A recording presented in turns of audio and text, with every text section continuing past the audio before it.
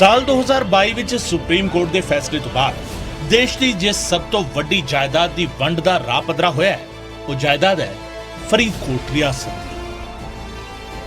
20,000 ਕਰੋੜ ਤੋਂ ਵੱਧ ਕੀਮਤ ਦੀ ਇਸ ਜਾਇਦਾਦ ਵਿੱਚ ਮਹਿਲ ਵੀ ਨੇ, ਵਿੰਟੇਜ ਕਾਰਾਂ ਵੀ ਅਤੇ ਹਜ਼ਾਰਾਂ ਕਰੋੜ ਦੇ ਗਹਿਣੇ ਵੀ। 30 ਸਾਲਾਂ ਤੱਕ ਚੱਲੀ ਕਾਨੂੰਨੀ ਲੜਾਈ ਦਾ ਨਿਪਟਾਰਾ ਜਿਸ ਤਰੀਕੇ ਸਰਵਉੱਚ ਅਦਾਲਤ ਨੇ ਕੀਤਾ ਹੈ, ਉਸ ਦੇ ਨਾਲ ਸ਼ਾਹੀ ਪਰਿਵਾਰ ਦੀ ਇਸ ਵਿਰਾਸਤ ਦੀ ਸਹੀ ਤਰੀਕੇ ਨਾਲ ਵੰਡ ਦਾ ਰਾਹ ਪੱਧਰਾ ਹੋ ਗਿਆ ਹੈ। ਰਾਜਾ ਹਰਿੰਦਰ ਸਿੰਘ ਦੀਆਂ 2 ਬੇਟੀਆਂ ਅਤੇ ਉਹਨਾਂ ਦੇ ਭਰਾ ਦੇ ਵਾਰਿਸਾਂ ਵਿੱਚ ਇਸ ਜਾਇਦਾਦ ਨੂੰ ਵੰਡਣ ਦਾ ਫੈਸਲਾ ਸੁਣਾਉਂਦਿਆਂ ਸੁਪਰੀਮ ਕੋਰਟ ਨੇ ਮਹਾਰਾਵਲ ਖੇਵਾਜੀ ਟਰਸਟ ਦੇ ਨਾਂ ਤੇ ਬਣਾਈ ਗਈ ਵਸੀਅਤ ਨੂੰ ਫਰਜ਼ੀ ਕਰਾਰ ਦਿੰਦਿਆਂ ਇਸ ਨੂੰ ਰੱਦ ਕਰ ਦਿੱਤਾ। ਜਾਇਦਾਦ ਦੀ ਵੰਡ ਦੀ ਇਹ ਲੜਾਈ ਉਨੀ ਸੌਖੀ ਨਹੀਂ ਸੀ ਜਿੰਨੀ ਨਜ਼ਰ ਆ ਰਹੀ ਹੈ, ਪਰ ਇਸ ਲੜਾਈ ਦੇ ਬਾਰੇ ਸਮਝਣ ਤੋਂ ਪਹਿਲਾਂ ਇਹ ਵੀ ਜਾਣ ਲੈਣਾ ਜ਼ਰੂਰੀ ਹੈ ਕਿ ਫਰੀਦਕੋਟ ਦੀ ਇਹ ਰਿਆਸਤ ਆਖਿਰ ਸ਼ੁਰੂ ਕਿੱਥੋਂ ਹੁੰਦੀ ਹੈ।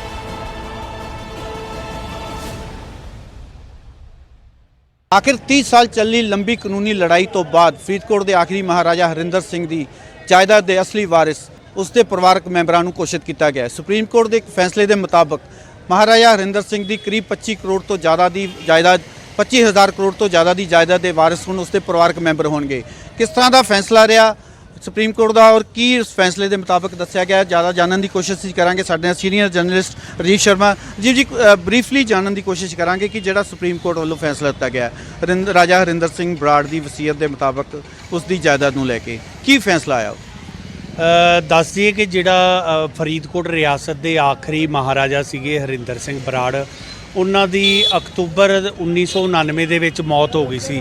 ਉਹਨਾਂ ਦੀ ਮੌਤ ਤੋਂ 2 ਦਿਨਾਂ ਬਾਅਦ ਇੱਕ ਜਿਹੜੀ ਵਸੀਅਤ ਸਾਹਮਣੇ ਆਈ ਸੀ, ਜਿਸ ਦੇ ਵਿੱਚ ਉਹਨਾਂ ਨੇ ਐਲਾਨ ਕੀਤਾ ਸੀ ਕਿ ਉਹਨਾਂ ਦੀ ਜਿੰਨੀ ਵੀ ਜਾਇਦਾਦ ਹੈਗੀ ਹੈ ਉਸ ਦੀ ਦੇਖਭਾਲ ਵਾਸਤੇ ਉਹਨਾਂ ਨੇ ਇੱਕ ਟਰਸਟ ਬਣਾਇਆ ਸੀ। ਉਸ ਤੋਂ ਬਾਅਦ ਜਿਹੜਾ ਮਾਲ ਵਿਭਾਗ ਨੇ ਫਰੀਦਕੋਟ ਰਿਆਸਤ ਦੀ ਸਾਰੀ ਜਾਇਦਾਦ ਨੂੰ ਮਹਾਰਾਵਲ ਖੇਵਾਜੀ ਟਰਸਟ ਦੇ ਨਾਂ ਤਬਦੀਲ ਕਰ ਦਿੱਤਾ ਸੀ ਅਤੇ ਇਸ ਵਸੀਅਤ ਦੇ ਵਿੱਚ ਜਿਹੜੀ ਰਾਜਕੁਮਾਰੀ ਅੰਮ੍ਰਿਤ ਕੌਰ ਸੀਗੀ ਉਹਨੂੰ ਜਿਹੜਾ ਬੇਦਖਲ ਦਿਖਾਇਆ ਗਿਆ ਸੀ। ਉਸ ਤੋਂ ਬਾਅਦ ਜਿਹੜਾ ਅੰਮ੍ਰਿਤ ਕੌਰ ਵੱਲੋਂ ਇਹ ਜਿਹੜੀ ਸਾਰੀ ਕਾਨੂੰਨੀ ਲੜਾਈ ਲੜੀ ਗਈ ਚੰਡੀਗੜ੍ਹ ਦੀ ਸਿਵਲ ਕੋਰਟ ਤੋਂ ਸ਼ੁਰੂ ਹੋਈ ਤੇ ਜਿਹੜੀ ਕੱਲ ਸੁਪਰੀਮ ਕੋਰਟ ਨੇ ਜਿਹੜਾ ਫੈਸਲਾ ਦਿੱਤਾ ਉਹਦੇ ਵਿੱਚ ਆਇਆ ਕਿ ਜਿਹੜੀ ਫਰੀਦਕੋਟ ਰਿਆਸਤ ਦੀ ਜਿਹੜੀ ਸਾਰੀ ਜਾਇਦਾਦ ਹੈ ਉਸ ਦੀ ਬੇਟੀਆਂ ਨੂੰ ਤੇ ਜਿਹੜੇ ਟਿੱਕਾ ਮਨਜੀਤ ਇੰਦਰ ਸਿੰਘ ਦੇ ਵਾਰਿਸ ਨੇ ਉਹਨਾਂ ਦੇ ਵਿੱਚ ਜਿਹੜੀ ਵੰਡੀ ਜਾਊਗੀ ਤੇ ਜਿਹੜੀ ਵਸੀਅਤ ਰਾਜੇ ਦੀ ਉਸ ਵੇਲੇ ਸਾਹਮਣੇ ਆਈ ਸੀ ਉਹਨੂੰ ਸ਼ੱਕੀ ਮੰਨਦੇ ਹੋਏ ਉਹਨੂੰ ਖਾਰਿਜ ਕਰ ਦਿੱਤਾ ਗਿਆ ਹੈ ਤੇ ਜਿਹੜਾ ਉਸ ਵਸੀਅਤ ਦੇ ਆਧਾਰ ਤੇ ਟਰਸਟ ਬਣਿਆ ਸੀ ਉਸ ਨੂੰ ਵੀ ਜਿਹੜਾ ਸੁਪਰੀਮ ਕੋਰਟ ਨੇ ਭੰਗ ਕਰਨ ਦੇ ਹੁਕਮ ਜਾਰੀ ਕੀਤੇ ਨੇ। ਜਿਹੜੀ ਆਪਾਂ ਗੱਲ ਕਰਦੇ ਮਹਾਰਾਵਲ ਖੀਵਾਜੀ ਟਰਸਟ ਜਿਹੜੀ ਕਿ ਸਾਰੀ ਜਾਇਦਾਦਾਂ ਦੀ ਸਾਂਭ ਸੰਭਾਲ ਕਰਦੀ ਸੀ ਔਰ ਜਿਹੜੇ ਵਸੀਅਤ ਦੇ ਮੁਤਾਬਕ ਉਹਨਾਂ ਨੇ ਮੰਨਿਆ ਸੀ ਕਿ ਇੱਕ ਟਰਸਟ ਬਣਾਈ ਜਾਊਗੀ ਮਹਾਰਾਵਾ ਖੀਵਾਜੀ ਟਰਸਟ। ਉਸ ਟਰਸਟ ਦੀ ਹੁਣ ਭੰਗ ਕਰ ਦਿੱਤੀ ਗਈ ਹੈ ਸੁਪਰੀਮ ਕੋਰਟ ਦੇ ਆਰਡਰ। 30 ਸਤੰਬਰ ਤੱਕ ਦਾ ਸਮਾਂ ਦਿੱਤਾ ਕਿ 30 ਸਤੰਬਰ ਤੋਂ ਬਾਅਦ ਜਿਹੜੀ ਸਾਰੀ ਜਾਇਦਾਦ ਹੈ ਰਾਜੇ ਦੇ ਬੇਟੀਆਂ ਦੇ ਹੱਕ ਵਿੱਚ ਚਲੀ ਜਾਏਗੀ। ਤਾਂ ਉਸ ਨੂੰ ਕਿਸ ਤਰ੍ਹਾਂ ਦੇਖਦੇ ਹੋ, ਕਿਉਂਕਿ ਉਸ ਵੱਲੋਂ ਵੀ ਆਪਦਾ ਪੱਖ ਅਦਾਲਤ ਵਿੱਚ ਰੱਖਿਆ ਗਿਆ ਸੀ। ਦੇਖੋ ਸਾਰੀਆਂ ਧਿਰਾਂ ਨੂੰ ਜਿਹੜਾ ਚੰਡੀਗੜ੍ਹ ਦੀ ਸਿਵਲ ਕੋਰਟ ਨੇ ਹੀ ਉਸ ਵੇਲੇ ਬੁਲਾ ਲਿਆ ਸੀਗਾ।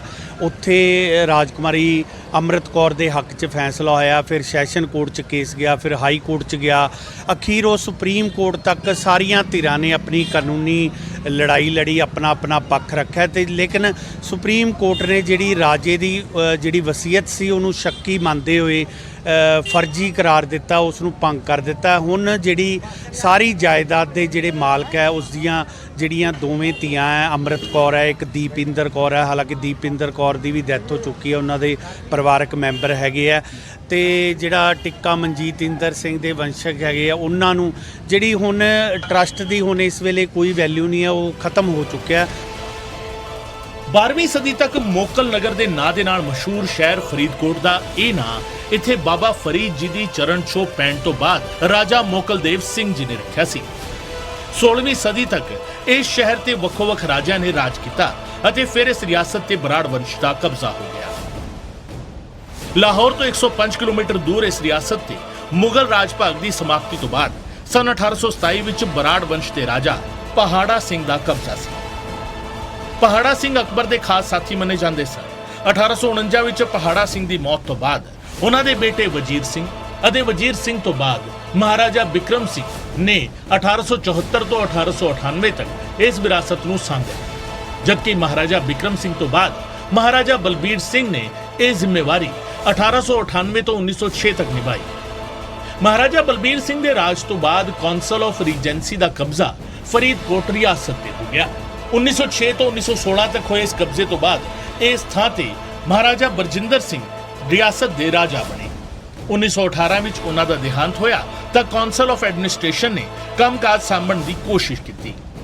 17 अक्तूबर 1934 नूं राजा हरिंदर सिंह दे हत्थ इस पूरी विरासत दी कमान आ गई।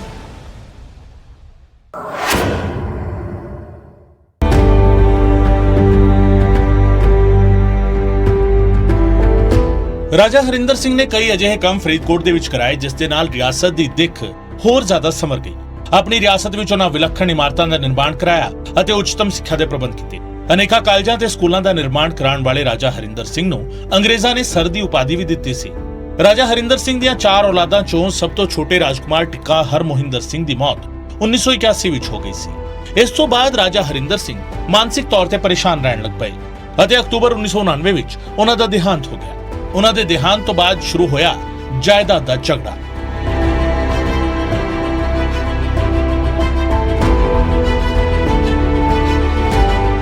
ਰਾਜਾ ਦੇ ਭੋਗ ਦੇ ਦਿਨ 26 ਅਕਤੂਬਰ 1999 ਨੂੰ ਇੱਕ ਤੀਜੀ ਵਸੀਅਤ ਪੜ੍ਹੀ ਗਈ ਜਿਸ ਤਹਿਤ ਰਾਜਾ ਦੀ ਜਾਇਦਾਦ ਦੀ ਦੇਖਭਾਲ ਦਾ ਸਾਰਾ ਜ਼ਿੰਮਾ ਮਹਾਰਾਵਲ ਖੇਵਾਜੀ ਟਰਸਟ ਨੂੰ ਦਿੱਤੇ ਜਾਣ ਦਾ ਦਾਅਵਾ ਕੀਤਾ ਗਿਆ। ਇਸ ਵਸੀਅਤ ਦੇ ਮੁਤਾਬਿਕ ਰਾਜਕੁਮਾਰੀ ਅੰਮ੍ਰਿਤ ਕੌਰ ਨੂੰ ਕੁਝ ਨਹੀਂ ਸਨ ਦਿੱਤਾ ਗਿਆ। ਟਰਸਟ ਦੇ ਅਹੁਦੇਦਾਰਾਂ ਦੇ ਮੁਤਾਬਿਕ ਇਹ ਵਸੀਅਤ ਅਕਤੂਬਰ 1982 ਵਿੱਚ ਲਿਖੀ ਗਈ ਸੀ। ਇਸ ਵਸੀਅਤ ਨੂੰ ਰਾਜਕੁਮਾਰੀ ਅੰਮ੍ਰਿਤ ਕੌਰ ਅਤੇ ਰਾਜਾ ਹਰਿੰਦਰ ਸਿੰਘ ਦੇ ਛੋਟੇ ਭਰਾ ਕੰਵਰ ਮਨਜੀਤ ਇੰਦਰ ਸਿੰਘ ਦੋਵਾਂ ਦੇ ਵੱਲੋਂ ਕਾਨੂੰਨੀ ਤੌਰ ਤੇ ਚੁਣੌਤੀ ਦਿੱਤੀ ਗਈ। 1992 ਵਿੱਚ ਸ਼ੁਰੂ ਹੋਈ ਕਾਨੂੰਨੀ ਜੰਗ ਦਾ ਪਹਿਲਾ ਫੈਸਲਾ ਸਾਲ 2013 ਦੇ ਅਗਸਤ ਮਹੀਨੇ ਵਿੱਚ ਆਇਆ ਜਿਸ ਵਿੱਚ ਚੰਡੀਗੜ੍ਹ ਜ਼ਿਲ੍ਹਾ ਅਦਾਲਤ ਨੇ ਇਸ ਪੂਰੀ ਜਾਇਦਾਦ ਦੇ ਬਾਰੇ ਬਣਾਏ ਗਏ ਟਰਸਟ ਦੀ ਵਸੀਅਤ ਨੂੰ ਝੂਠਾ ਕਰਾਰ ਦਿੱਤਾ ਅਤੇ ਜਾਇਦਾਦ ਦਾ ਮਾਲਕਾਨਾ ਹੱਕ ਰਾਜਾ ਦੀਆਂ ਬੇਟੀਆਂ ਨੂੰ ਦੇ ਦਿੱਤਾ। ਪਰ ਟਰਸਟ ਦੇ ਅਹੁਦੇਦਾਰ ਇਸ ਫੈਸਲੇ ਤੋਂ ਸੰਤੁਸ਼ਟ ਨਹੀਂ ਸਨ ਅਤੇ ਉਹਨਾਂ ਇਸ ਖਿਲਾਫ ਹਾਈ ਕੋਰਟ ਦੇ ਵਿੱਚ ਅਪੀਲ ਕੀਤੀ। ਹਾਈ ਕੋਰਟ ਨੇ ਸਾਲ 2020 ਵਿੱਚ ਹੇਠਲੀ ਅਦਾਲਤ ਦੇ ਫੈਸਲੇ ਨੂੰ ਬਰਕਰਾਰ ਰੱਖਿਆ ਤਾਂ ਟਰਸਟ ਸੁਪਰੀਮ ਕੋਰਟ ਤੱਕ ਇਸ ਮਾਮਲੇ ਨੂੰ ਲਿਆਇਆ ਤੇ ਅਖੀਰ ਸਤੰਬਰ ਮਹੀਨੇ ਦੀ 7 ਤਰੀਕ ਨੂੰ ਸਰਵ ਉੱਚ ਅਦਾਲਤ ਨੇ ਇਸ ਪੂਰੇ ਮਾਮਲੇ ਦੇ ਵਿੱਚ ਟਰਸਟ ਦੀ ਵਸੀਅਤ ਨੂੰ ਫਰਜ਼ੀ ਕਰਾਰ ਦਿੰਦਿਆਂ ਇਸ ਨੂੰ ਪੂਰਨ ਤੌਰ ਤੇ ਰੱਦ ਕਰ ਦਿੱਤਾ ਅਤੇ ਰਾਜਾ ਹਰਿੰਦਰ ਸਿੰਘ ਦੀਆਂ ਬੇਟੀਆਂ ਦੇ ਨਾਲ ਹੀ ਉਹਨਾਂ ਦੇ ਛੋਟੇ ਭਰਾ ਦੇ ਪਰਿਵਾਰਕ ਮੈਂਬਰਾਂ ਵਿੱਚ ਵੀ ਇਹ ਜਾਇਦਾਦ ਵੰਡ ਦਿੱਤੀ। ਗੱਲ ਜੇਕਰ ਰਾਜਾ ਦੇ ਸ਼ਾਹੀ ਪਰਿਵਾਰ ਦੀ ਕਰੀਏ ਤਾਂ ਇਸ ਸ਼ਾਹੀ ਪਰਿਵਾਰ ਦੇ ਵਿੱਚ ਰਾਜਾ ਬਰਜਿੰਦਰ ਸਿੰਘ ਅਤੇ ਮਹਾਰਾਣੀ ਮਹਿੰਦਰ ਕੌਰ ਦੇ 2 ਬੇਟੇ ਸਨ। ਰਾਜਾ ਹਰਿੰਦਰ ਸਿੰਘ ਜਿਨ੍ਹਾਂ ਦੀ ਪਤਨੀ ਸੀ ਮਹਾਰਾਣੀ ਨਰਿੰਦਰ ਕੌਰ ਅਤੇ ਛੋਟੇ ਬੇਟੇ ਕੁੰਵਰ ਮਨਜੀਤ ਇੰਦਰ ਸਿੰਘ। ਰਾਜਾ ਹਰਿੰਦਰ ਸਿੰਘ ਤੇ ਮਹਾਰਾਣੀ ਨਰਿੰਦਰ ਕੌਰ ਦੀ 4 ਔਲਾਦਾਂ ਸਨ। ਰਾਜਕੁਮਾਰੀ ਅੰਮ੍ਰਿਤ ਕੌਰ, ਮਹਾਰਾਣੀ ਦੀਪਿੰਦਰ ਕੌਰ, ਰਾਜਕੁਮਾਰੀ ਮਹੀਪਿੰਦਰ ਕੌਰ ਅਤੇ ਟਿੱਕਾ ਹਰਮੋਹਿੰਦਰ ਸਿੰਘ। ਜਦਕਿ ਕੁੰਵਰ ਮਨਜੀਤ ਇੰਦਰ ਸਿੰਘ ਦੀਆਂ 2 ਔਲਾਦਾਂ ਸਨ, ਟਿੱਕਾ ਭਰਤਿੰਦਰ ਸਿੰਘ ਅਤੇ ਰਾਜਕੁਮਾਰੀ ਦੇਵਿੰਦਰ ਕੌਰ। ਟਿੱਕਾ ਭਰਤਿੰਦਰ ਸਿੰਘ ਦੇ ਬੇਟੇ ਹੋਏ ਅਮਰਿੰਦਰ ਸਿੰਘ ਅਤੇ ਰਾਜਕੁਮਾਰੀ ਦੇਵਿੰਦਰ ਕੌਰ ਦੀ ਬੇਟੀ ਹੋਈ ਰਾਜਕੁਮਾਰੀ ਹਿਮਿੰਦਰ ਕੌਰ। ਹੁਣ ਇਹਨਾਂ ਸਭ ਦੇ ਵਿਚਾਲੇ ਇਹ ਸਾਰੀ ਜਾਇਦਾਦ ਵੰਡੀ ਜਾਵੇਗੀ।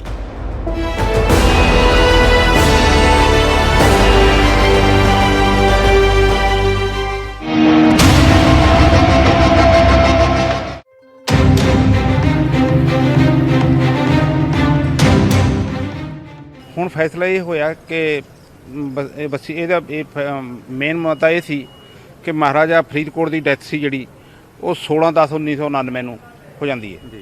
ਉਸ ਤੋਂ ਪਹਿਲਾਂ ਉਸ ਦੇ ਜਿਹੜੇ ਪੈਰੋਕਾਰ ਸੀਗੇ ਉਸ ਦੇ ਰਾਜ ਮਹਿਲ ਦੇ ਵਿੱਚ ਕੰਮ ਕਰਨ ਵਾਲੇ ਉਹਨਾਂ ਬੰਦਿਆਂ ਨੇ ਇੱਕ ਜਾਅਲੀ ਵਸੀਅਤ ਤਿਆਰ ਕਰਕੇ ਉਹਦੇ ਨਾਂ 'ਤੇ ਇੱਕ ਮਾਹਰਵਾਲ ਖੇਵਾਜੀ ਟਰਸਟ ਸੀ ਜਿਹੜਾ ਬਣਾ ਲਿਆ ਅਤੇ ਸਾਰੀ ਪ੍ਰਾਪਰਟੀ ਉਸ ਟਰਸਟ ਨੂੰ ਟਰਾਂਸਫਰ ਕਰ ਲਈ ਆਪਣੇ ਆਪ ਹੀ।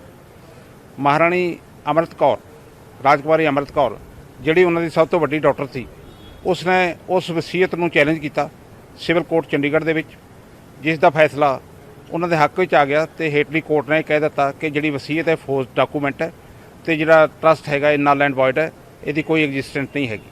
ਉਸ ਤੋਂ ਬਾਅਦ ਦੋਨੋਂ ਪਾਰਟੀਆਂ ਨੇ ਅਪੀਲਾਂ ਫਾਈਲ ਕੀਤੀਆਂ, ਅਪੀਲਾਂ ਵੀ ਉਹਨਾਂ ਦੀਆਂ ਡਿਸਮਿਸ ਹੋ ਗਈਆਂ। ਉਸ ਤੋਂ ਬਾਅਦ ਆ ਕੇ 1999 ਦੇ ਵਿੱਚ ਹਾਈ ਕੋਰਟ ਦੇ ਵਿੱਚ RSA ਫਾਈਲ ਹੋਈਆਂ ਅਤੇ ਮਾਨਯੋਗ ਹਾਈ ਕੋਰਟ ਨੇ ਇਹ ਫੈਸਲਾ ਕਰ ਦਿੱਤਾ ਕਿ ਦੋਨੋਂ ਹੀ ਲੜਕੀਆਂ ਜਿਹੜੀਆਂ ਨੇ ਉਹ ਬਰਾਬਰ ਦੀਆਂ ਹਿੱਸੇਦਾਰ ਹੋਣਗੀਆਂ ਅਤੇ ਉਹਨਾਂ ਦਾ ਇੱਕ ਭਤੀਜਾ ਉਹ ਮਹਾਰਾਜਾ ਸਾਹਿਬ ਦੀ ਮਦਰ ਦੀ ਵਸੀਅਤ ਦੇ ਬੇਸ ਤੇ ਉਸ ਨੂੰ ਉਹਦਾ ਮਦਰ ਦਾ ਜਿਹੜਾ ਸ਼ੇਅਰ ਉਹ ਜਾਏਗਾ। ਦੇਖੋ, ਜਿਹੜੇ ਇਹਦੀ ਵਿਵਾਦ ਦਾ ਐਕਚੁਅਲੀ ਜੈਨੇਸਿਸ ਹੈ ਉਹ 1981 ਸ਼ੁਰੂ ਹੁੰਦਾ ਹੈ, ਜਦੋਂ ਰਾਜਾ ਸਾਹਿਬ ਦੇ ਬੇਟੇ ਮੇਰੇ ਤਾਇਆ ਜੀ ਟਿੱਕਾ ਹਰਮਿੰਦਰ ਸਿੰਘ ਦੀ ਡੈਥ ਹੁੰਦੀ ਹੈ। ਆਲਦੋ ਮੀਡੀਆ ਉਹਨਾਂ ਨੂੰ ਕਾਰ ਐਕਸੀਡੈਂਟਸ ਕਹਿੰਦੇ ਉਹਨਾਂ ਦੀ ਮੌਤ ਹੋਈ, ਪਰ ਉਹ ਸਵੇਅਰ ਡਾਇਬੈਟਿਕ ਸੀਗੇ ਤੇ ਉਸ ਕਰਕੇ ਉਹਨਾਂ ਦੀ death at the age of 44 ਹੋਈ ਸੀਗੀ। ਸੋ ਜੋ ਕਿ ਮੇਰੀ ਜਿੰਨੀ ਸਮਝ ਹੈਗੀ, ਹੁਣ ਮੈਂ 11 ਸਾਲ ਇਸ ਕੇਸ ਨੂੰ ਆਪ ਲੜਿਆ ਹੈਗਾ, ਮੈਨੂੰ ਲੱਗਦਾ ਕਿ 1981 ਤੋਂ ਇਹ ਇੱਕ ਪਲਾਨ ਕੀਤਾ ਜਾ ਰਿਹਾ ਸੀ, ਮੈਨੂਪੂਲੇਸ਼ਨ ਹੋ ਰਹੀ ਸੀ, ਛੜਯੰਤਰ ਰਚਿਆ ਜਾ ਰਿਹਾ ਸੀਗਾ ਵੀ ਇਸ ਪ੍ਰਾਪਰਟੀ ਨੂੰ ਕਿਵੇਂ ਆਪਦੇ ਹੱਥ ਵਿੱਚ ਕੀਤਾ ਜਾਏ। ਉੱਥੇ ਮਹਾਰਾਜ ਦੇ ਕੁਝ ਨੌਕਰ ਸੀਗੇ, ਕੁਝ ਉਹਨਾਂ ਦੇ ਸੀਨੀਅਰ ਅਫੀਸ਼ੀਅਲ ਸੀਗੇ, ਕੁਝ ਵਕੀਲ ਸੀਗੇ ਜਿਨ੍ਹਾਂ ਕੋਲ ਜਿਹੜੇ ਬਲੈਂਕ ਪੇਪਰ ਸਾਈਨਡ ਸੀਗੇ। ਉਹਦੇ ਹਿਸਾਬ ਨਾਲ ਉਹਨਾਂ ਨੇ ਫਿਰ ਵਿਲਸ ਤਿਆਰ ਕੀਤੀਆਂ ਤੇ ਇੱਕ ਟਰਸਟ ਬਣਾਇਆ 1989 ਦੇ ਵਿੱਚ। ਇਹ ਰਾਜਾ ਸਾਹਿਬ ਨੂੰ ਪਤਾ ਸੀਗਾ ਇਸ ਦੇ ਬਾਰੇ? ਰਾਜਾ ਸਾਹਿਬ ਨੂੰ ਇਸ ਦੇ ਬਾਰੇ ਨਹੀਂ ਪਤਾ ਸੀਗਾ, ਜੇ ਪਤਾ ਹੁੰਦਾ ਉਹ ਜ਼ਰੂਰ ਜ਼ਿਕਰ ਕਰਦੇ। ਉਹਨਾਂ ਨੇ 87, 88 ਤੇ 89 ਦੇ ਵਿੱਚ 3 ਟਰਸਟ ਬਣਾਏ ਸੀ 3 ਸਾਲ, ਤੇ ਉਹਨਾਂ ਨੇ ਕੋਈ ਐਸਾ ਇਸ ਟਰਸਟ ਦਾ ਉਸ ਵਿੱਚ ਜ਼ਿਕਰ ਨਹੀਂ ਕੀਤਾ। ਉਹ ਛੋਟੇ ਛੋਟੇ ਟਰਸਟ ਸੀਗੇ ਜਿਹੜੀ ਕਿ ਉਹਨਾਂ ਦੀ ਡਾਇਰੈਕਟ ਪ੍ਰਾਪਰਟੀ ਦੇ ਨਾਲ ਤਾਲੁਕ ਨਹੀਂ ਰੱਖਦੇ ਸੀ, ਉਹ ਬਣਾਏ ਸੀਗੇ, ਪਰ ਇਸ ਟਰਸਟ ਦਾ ਉਹਨਾਂ ਨੇ ਕਦੀ ਜ਼ਿਕਰ ਨਹੀਂ ਕੀਤਾ।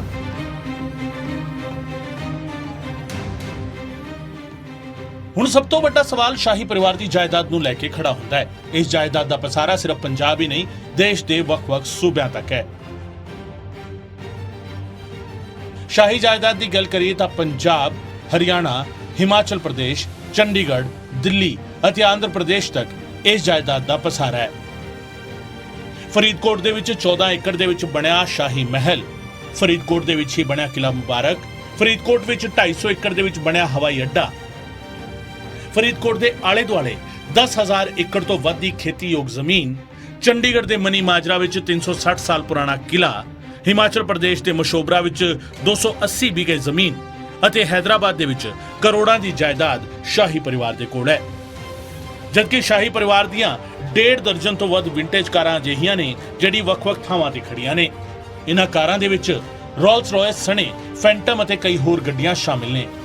ਗ੍ਰਾਹਮ, ਬੈਂਟਲੇ, ਜੈਗੁਆਰ ਅਤੇ ਹੋਰ ਕਈ ਨਾਮੀ ਬ੍ਰਾਂਡ ਦੀਆਂ ਗੱਡੀਆਂ ਸ਼ਾਹੀ ਪਰਿਵਾਰ ਦੇ ਕੋਲ ਨੇ। ਮੁੰਬਈ ਦੇ ਬੈਂਕਾਂ ਦੀ ਕਸਟਡੀ ਵਿੱਚ ਰੱਖੇ 1000 ਕਰੋੜ ਦੇ ਗਹਿਣੇ ਜਵਾਹਰਾਤ ਵੀ ਇਸੇ ਜਾਇਦਾਦ ਦਾ ਹਿੱਸਾ ਨੇ, ਜੋ ਸ਼ਾਹੀ ਪਰਿਵਾਰ ਦੇ ਮੈਂਬਰਾਂ ਦੇ ਵਿਚਾਲੇ ਵੰਡੀ ਜਾਵੇਗੀ। ਇਸ ਤੋਂ ਇਲਾਵਾ ਦਿੱਲੀ ਵਿੱਚ 4 ਅਹਿਮ ਥਾਵਾਂ ਤੇ ਫਰੀਦਕੋਟ ਦੇ ਸ਼ਾਹੀ ਪਰਿਵਾਰ ਦੀ ਜਾਇਦਾਦ ਹੈ, ਜਿਸ ਦੀ ਵੰਡ ਕੀਤੀ ਜਾਣੀ ਹੈ। 30 साल से भी ज्यादा पुराना मामला, तकरीबन 20,000 करोड़ संपत्ति का अब तक का सबसे बड़ा विवादित मामला अब सुलझ गया है। चंडीगढ़ कोर्ट के बाद अब देश की सबसे बड़ी अदालत सुप्रीम कोर्ट ने इस पूरे मामले पर अपना फैसला सुना दिया है। 3 जजों की बेंच ने कार्रवाई पर अपना फैसला सुनाते हुए कहा कि राजा हरिंदर सिंह की दोनों बेटियां अमृत कौर, दीपेंद्र कौर को इस प्रॉपर्टी का एक बड़ा हिस्सा दिया जाएगा। इस वक्त मैं मौजूद हूँ राजधानी दिल्ली के कोपरनिकस मार्ग पर, जहाँ आप देख सकते हैं फरीदकोट हाउस ठीक आपके आंखों के सामने है। इस प्रॉपर्टी की कीमत उस समय अगर बात करें सन 1984 में तो 3 करोड़ 25 लाख रुपए आकी गई थी। इस प्रॉपर्टी के एक हिस्से पर नेशनल ग्रीन ट्रिब्यूनल का ऑफिस चलता है, तो दूसरे हिस्से पर एक बंगला है जिसकी हालत काफ़ी जर्जर है, और सामने खड़ी 2 गाड़ियाँ विंटेज गाड़ियाँ हैं जो कि काफ़ी ख़राब अवस्था में नज़र आ रही है। ट्रस्ट ने इसकी देखभाल में थोड़ी कताई बरती है, मगर इस ज़मीन, इस प्रॉपर्टी का हक अब दोनों बेटियों को मिलेगा। सबसे पहले हमने आपको कोपरनिकस की प्रॉपर्टी के बारे में बताया, अब आपको बता रहे हैं दूसरी प्रॉपर्टी के बारे में।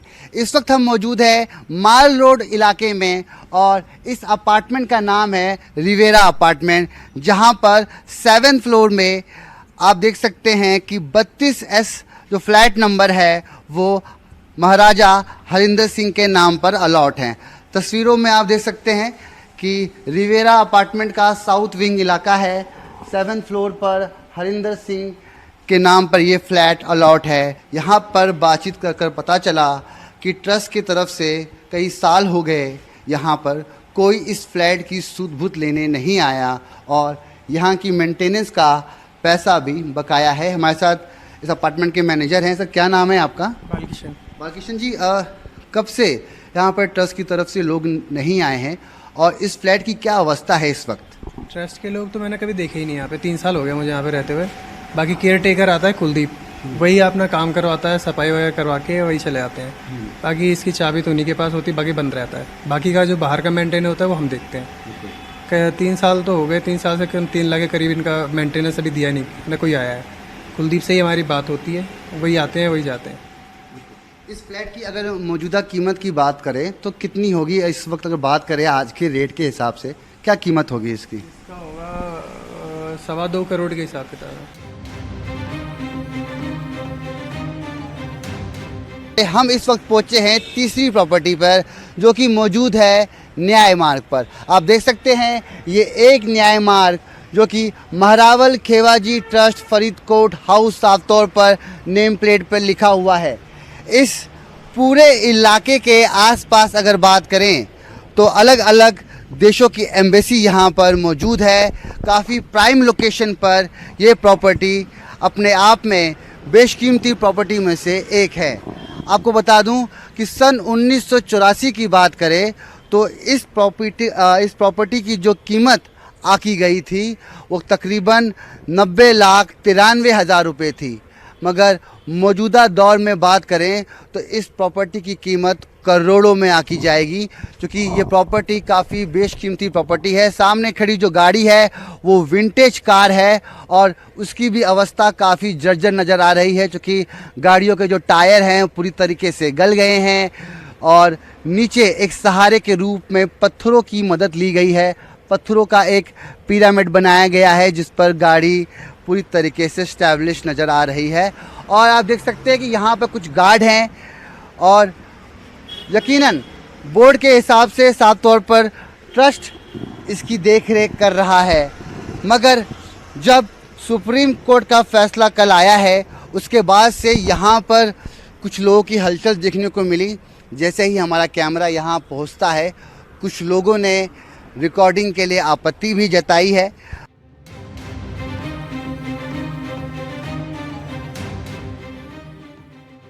दिल्ली के ओखला इंडस्ट्रियल एरिया में मौजूद है। हम इसी ओखला इंडस्ट्रियल एरिया में मौजूद है। यहाँ पर कई कारखाने हैं, कई फैक्ट्रीज़ हैं और मौजूदा दौर में यहाँ पर जो ज़मीन की कीमत है वो करोड़ों में है।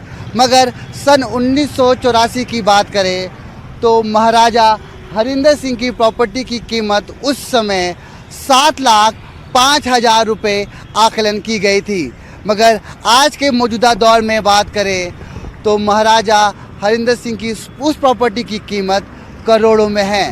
सुप्रीम कोर्ट के कल ऐतिहासिक फैसले के बाद इस प्रॉपर्टी पर भी उनकी दोनों बेटियों का हक उन्हें मिलेगा।